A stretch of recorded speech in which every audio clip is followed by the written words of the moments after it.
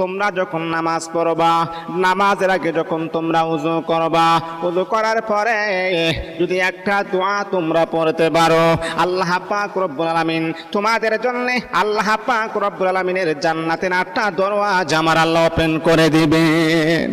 ও আমার প্রিয় বন্ধুগণ, কি এমন দোয়া যে দোয়াটা পড়লে আল্লাহ পাক রব্বুল আলামিন আমার আপনার জন্য জান্নাতের 8টা দরওয়াজা খুলে দিবেন।